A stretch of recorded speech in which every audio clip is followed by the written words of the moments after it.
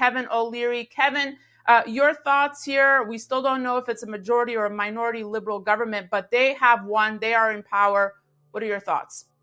Well, I agree with you. It was historic, no question about it. A unique set of circumstances, imputed by Trump's constant barbing at Canada's the 51st state gave a unique opportunity for Carney. And I think he did a masterful job in getting people in every province to say, look, let's forget about the Liberals' track record and let's focus on the enemy within North America, and that was Trump. Now, let's be pragmatic about this. I think over the next 11, 12 hours, we'll determine whether this is just an extension of the minority that the Liberals had for the last 3 mandates, and now it's the 4th minority. And unfortunately, if you go back and look at history, when a new incumbent comes in but only gets a minority government, it lasts about 18 to 24 months in the parliamentary system.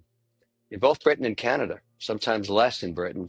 So Carney's really got a tough road ahead here because their old ally, the NDP, has been decimated, completely erased. And it'll take a while to rebuild that. I don't think they're out of the game forever, but they're certainly out of it now. And I don't think the Canadian voter is interested in another union with socialists. That didn't work over the last 10 years. And they're going to have to find a way to rebuild the country. Now, there are 2 impediments right now. Number one is C-69, a bill that has forced capital away from Canada because there's no way to get any kind of infrastructure or resource-based development done under C-69. And the Liberals proved that. They were able to kill off any investment in resources over a 10-year period. I don't know why they want to do that, but they did. And then also this carbon tax on industrial development, big problem. Sovereign wealth is not interested when they can go to Texas and avoid that. And that's where they're going. You've seen all these announcements around all kinds of projects south of the border, billions and billions of dollars. We have to be competitive with that. And I think Carney's going to have to face that reality. And in order to get anything done, the only place he can go, assuming he remains a minority, and I am assuming that, it's going to be very hard to pick up the remaining seats because we've got 99.4% of the vote counted.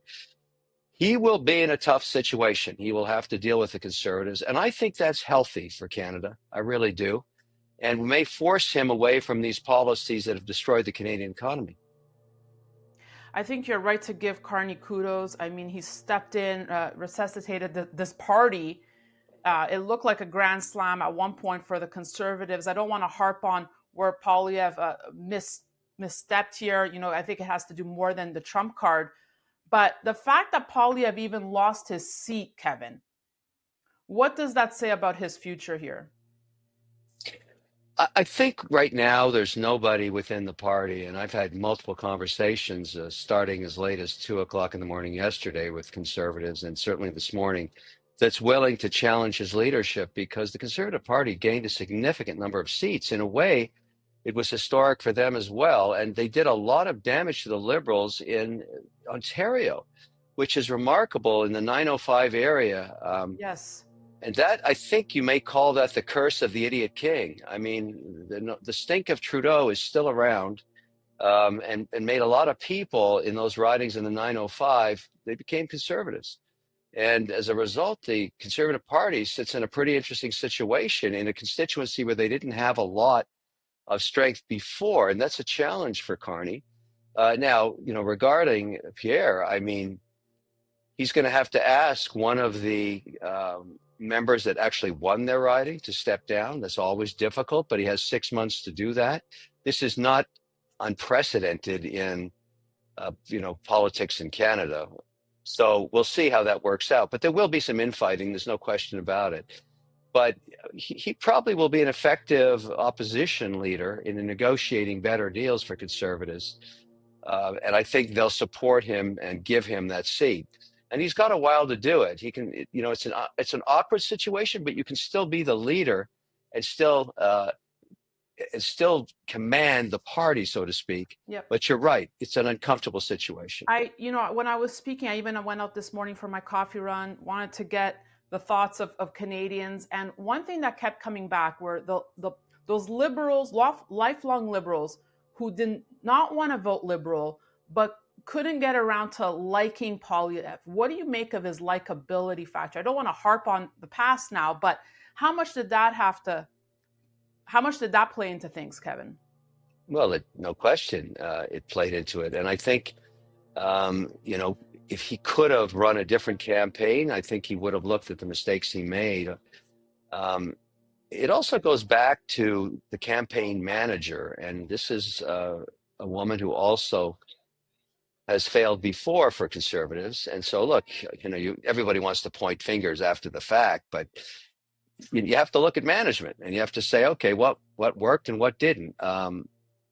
I would think her chances of being a campaign manager again for a conservative are low. Um, she's lost a few campaigns, and I'm the kind of guy that says, look, if you're two strikes, you're out in politics, and so there will be some changes there. He could enhance his likability as an opposition leader by showing the Canadians that he wants to rebuild the country. Remember, the average Canadian will stop looking at the shiny bead down at Trump at some point and ask, where are we in Canada? Why am I decimated in my economy? Why am I at 25% of us at the poverty line? Why is the Canadian dollar practically worthless? And that'll fall on Carney. And that's why I predict, and I'm going to say it right now, I think we'll have an election again. And hopefully it would be better for somebody to have a majority mandate. Either the liberals or conservatives. I want what's best for Canada. And now that the contest is over, I support Carney. I want him to do the best he can. Unfortunately, he's got to make some changes in his management. Those are the same cabinet members that wiped out the Canadian economy. So what I'm hoping he does is take a spatula to them.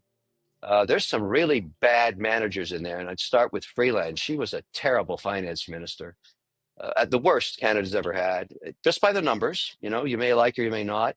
Obviously, I voted against her in the Rosedale riding, but it was to no avail. She's very, embedded there. Yeah. But I think she's a terrible manager. So I wouldn't want to give her anything important to do in terms of rebuilding the economy. She doesn't understand it.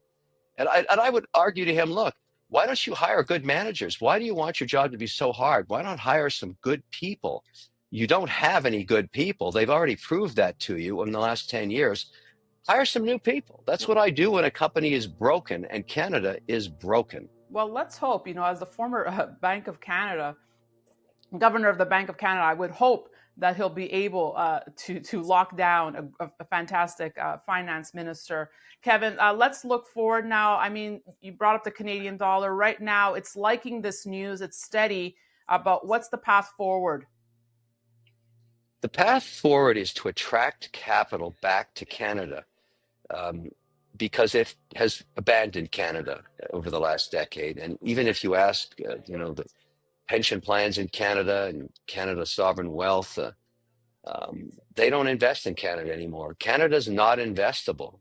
You just can't get a deal done anymore. And everybody knows that. It's the dirty truth. So unless C-69 is repealed, I think that will remain a problem. Why would anybody trust the government, the same government with C-69 still embedded and carbon taxes still there making the economy uncompetitive? Why would they want to come back when they have so many other alternatives all around the world? And that's the challenge for Carney. If he really wants to build, baby, build, as he said in his acceptance speech, he's got to get rid of C-69, and he's got to at least pause with the carbon taxes to compete with dollars that fly over Canada and go into the United States, where they get much higher returns in states like Tennessee, Florida, Texas, Oklahoma, North Dakota. These places have become investment friendly with policy that's pro-sovereign wealth. Canada doesn't have that designation.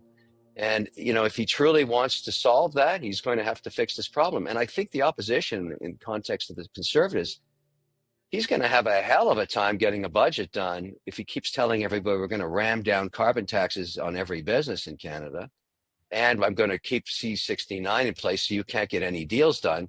That's not going to be easy.